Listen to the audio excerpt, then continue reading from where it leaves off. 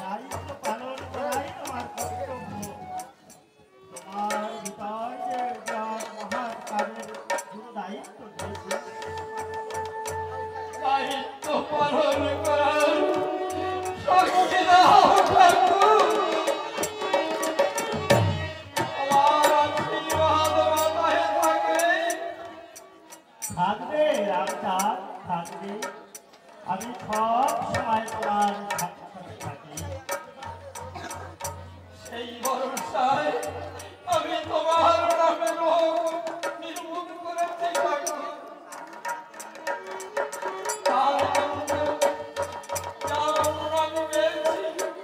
তাই দিতে এসেছি, প্রণাম ভাঙিস না। যা ভিতরে তোর মায়ের কাছে দিয়ে আয়। হাজার হাজার টাকা খরচ করে যে রোগী ভালো হয় না, সবাই বলে এই রোগী জমের বাড়ি যাবে। সেই রোগী তোমার নামে দেখতে সুস্থ হচ্ছে ঠাকুর। রোগমুক্ত হয়ে পুরো রোগীরা তোমার কাছে ছুটে আসছে। কত বড় রোগ মুক্ত হবে, ততই হরিনামের মাহাত্ম্য প্রচার হবে। অবিশ্বাসীদের মনে ভক্তির প্লাবন বইবে। প্রেম ভক্তিতে আপন্ত জন্মপতি মানুষকে উদ্ধার করতে হবে। তাদের তাদের দিতে হবে মুক্তির স্বাদ। দয়াল ঠাকুর, এদের বড় কঠিন দায়িত্ব। কঠোরভাবে নিষ্ঠার সঙ্গে প্রতিনিয়ত পালন করতে হবে। তার না হলে যে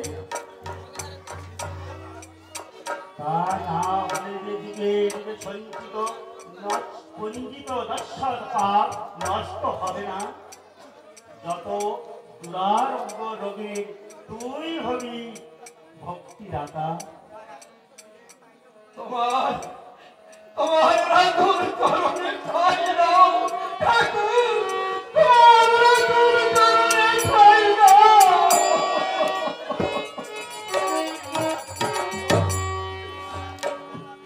তোমার আদেশে যেন আমি সারা জনম নিষ্ঠার সাথে পালন করতে পারি, নিষ্ঠার সাথে পালন করতে পারি। রামদাস, মনের জোর আর বিশ্বাস সঠিক পথে নিয়ে যেতে হবে। তুই যে আমার একান্ত আপনজন, তোকে দিয়ে যে আমার চিন্তার ফসল বলতে হবে। রামচাঁদ, সমাজকে দেখাতে হবে নূতন নূতন পথের দিশা। বাবা, তাই বুঝি আমার ডাক এসেছে ওই নারকেল বাড়ি থেকে। নারকেল বাড়ি? হ্যাঁ, নারকেল বাড়ি যাও। ওই নারকেল বাড়ি গিরিধার বালাকে ধরার মতো ধরে মার। ও যেন হরি নামেই মরে। গিরিধার বালাকে ধরবো আমি, কিন্তু মারবে তুমি দয়াল। ধরা হবে আমার, আর মরা হবে তোমার। ধরা মরার মাধ্যমে মতুয়া ধর্ম হবে প্রসাদ। কেবল গিরিধর বালা নয়, ও তো চুনোপুটি। তোর যারে ধরা পড়বে কত রুই কাতলা। কিন্তু সাবধান, যার একটু শক্ত করে ধরিস, একটু শক্ত করে ধরিস। গিরিধর বালা চুনোপুটি, ধরা পড়বে রুই কাতলা। যার আমার শক্ত করে ধরতে হবে। ঠাকুর, তোমার খেলা বোঝাবো বড় নয়, আমার খেলা বোঝার বড় নয়। তাকে ধরতে তুমি জাল ফেললে, আর কেবল তুমি জানো দয়া। তুমি যেমন খেলো আমি তেমনি খেলি। তুমি যন্ত্রী আমি যন্ত্র, যেমন চালাও তেমনি চলি। যাই যাই আমি ওই নারকেল বাড়ি, গিরিধর বালাকে ধরি, গিরিধর বালাকে ধরি। জয় বাবা হরিচাঁদ।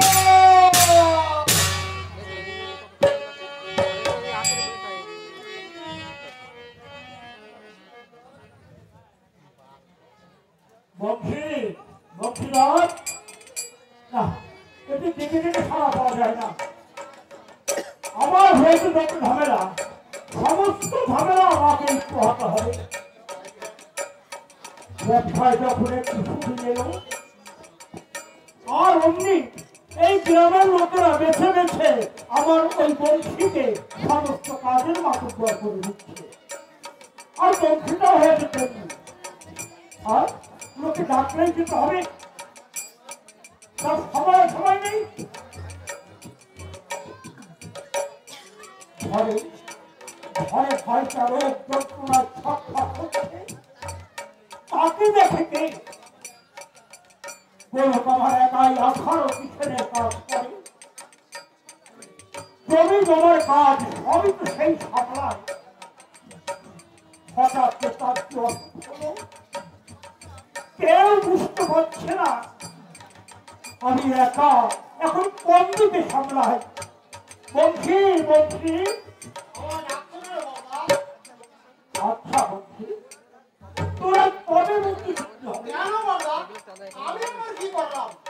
কেন কিছু করিস না? কিছু একটা কর।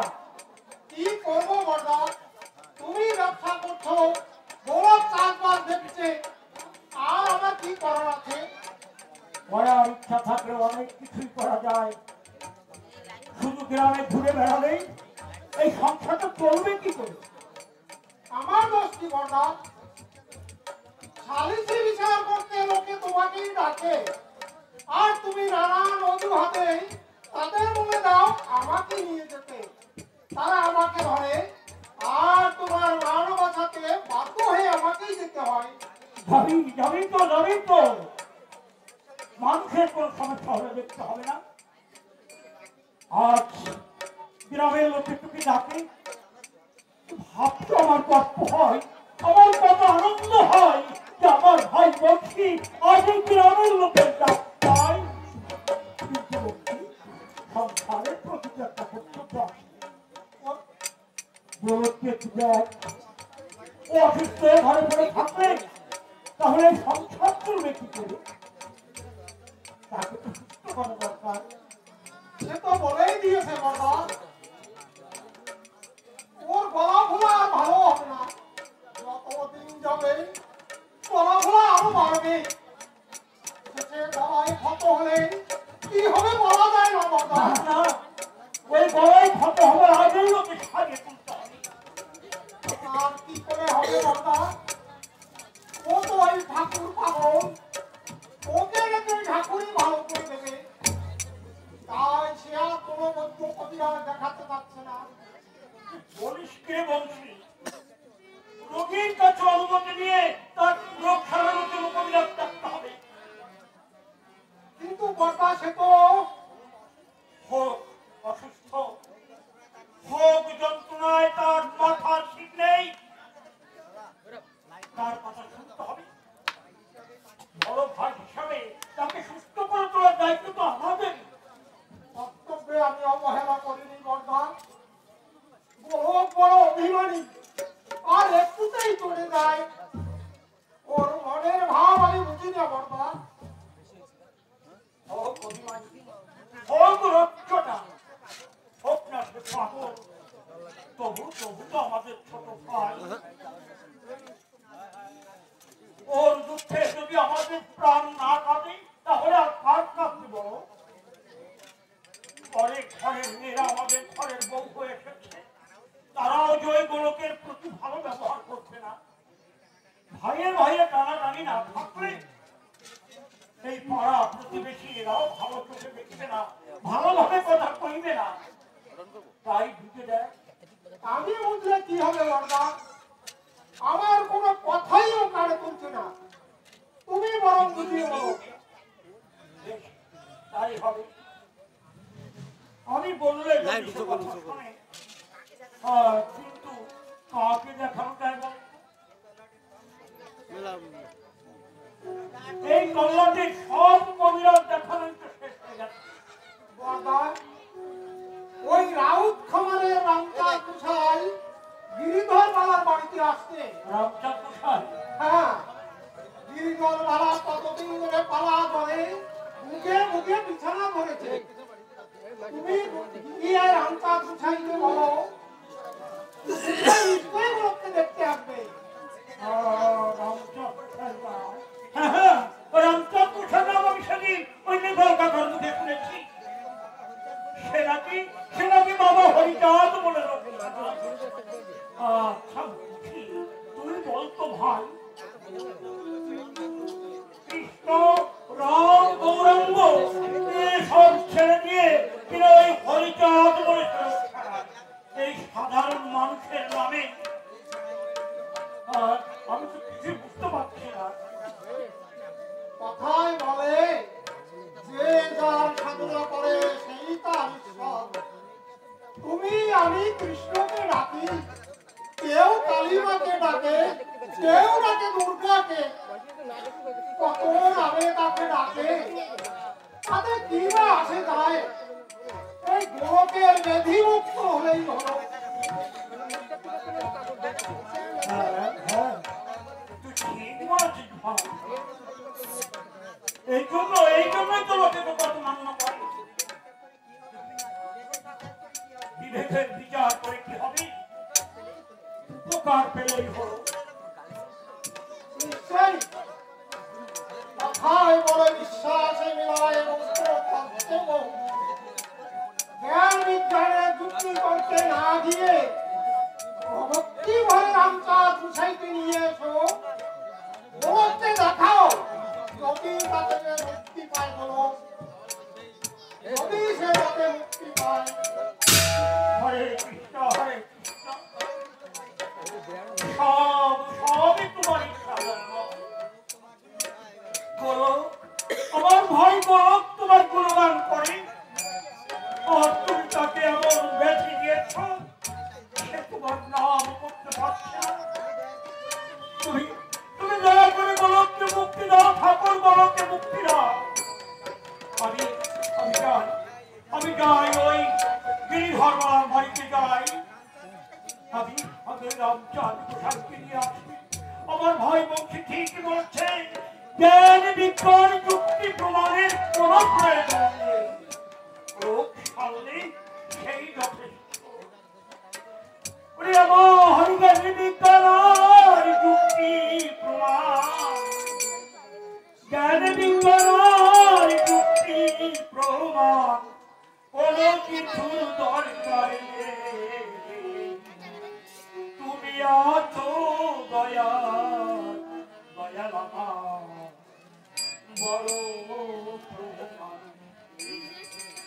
তোমার নামে নয়নে চিরসুধরে তুমি আছো দয়াল বড়। তুমি আছো দয়াল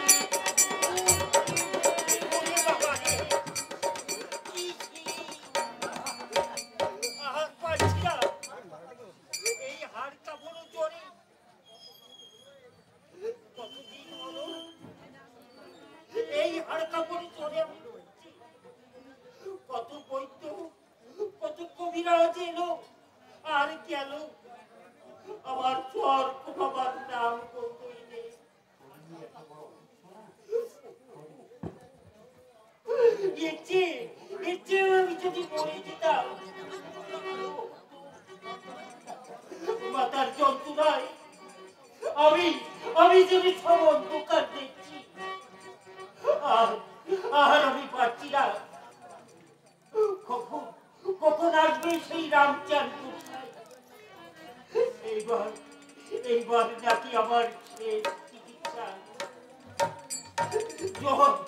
জ্বর এইবার যদি আমার না কমে আমি বিষ খেয়ে আত্মহত্যা করবো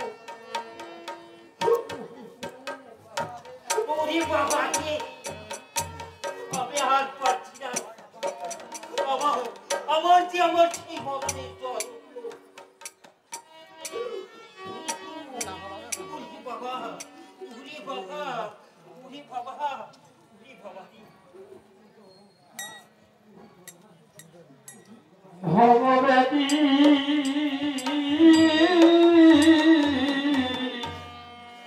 হারিবি যদি নাম ঔষধি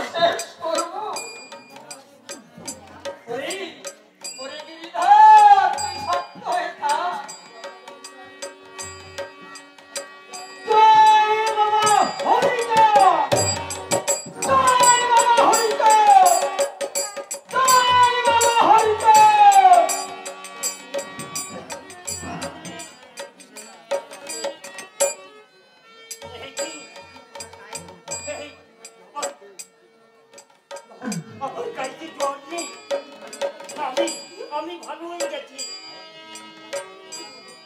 কতদিন ধরে আমি জ্বরে ভুগছি, কতদিন কত কবিরাজ কত তিতো কাজ আমাকে খেতে দিয়েছে, খেতে গিয়ে আমি বমি করে ফেলেছি। তিতো কাজ খেতে খেতে আমার পেটে চড়া পড়ে গেছে, কিন্তু কিন্তু আমার কোনদিন জ্বরের উপশম হয়নি। তুমি তুমি কি জাদু দিয়ে, কি মন্ত্রে তুমি আমার জ্বর এক নিমিষে তাড়িয়ে দিলে? ওরে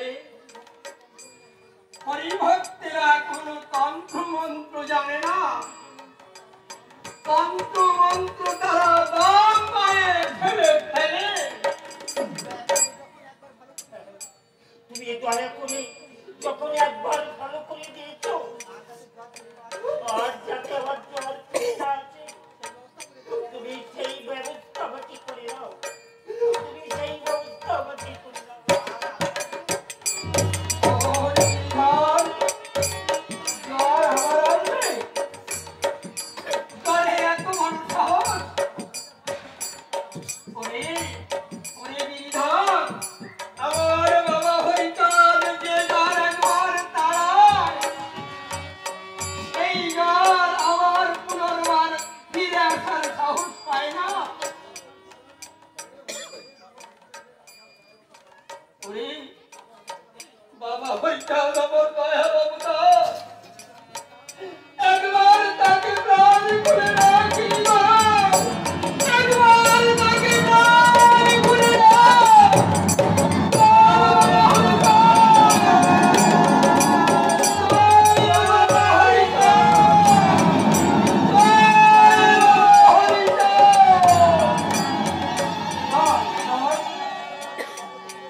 তুমি এখন অনেকদিন ধরে জ্বরে ভুগছো। হ্যাঁ, ভুগছি তো কতদিন, এই সবে মাত্র জ্বর গেল, তাও বাবা হরিচাঁদের নামে। হরিচাঁদের নামে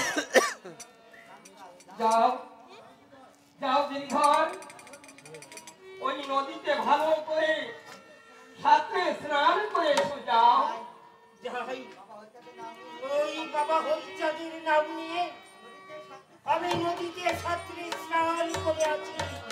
জয় বাবা হরিচাঁদ, জয় বাবা হরিচাঁদ। আমি ডুবিদার নদীতে সাঁতার কেটে স্নান করতে, কি অদ্ভুত ব্যাপার। গোসাই বাবা বড় বিপদে পড়েছি, গোসাই বাবা আমি বড় বিপদে পড়েছি। বিপদ? বিপদ বিপদ? আমার আমার ছোট ভাই বড়কে তার গলাটা ফুলে শ্বাস বন্ধ হয়ে গেছে, অবস্থাটা খুব খারাপ, সে মৃত্যুর সঙ্গে লড়াই করছে। আমি আমি তোমাকে নিয়ে যেতে সেটি গোসাই বাবা, তুমি দয়া করে আমার বাড়িতে একটু চলো, তুমি একটি বার করো।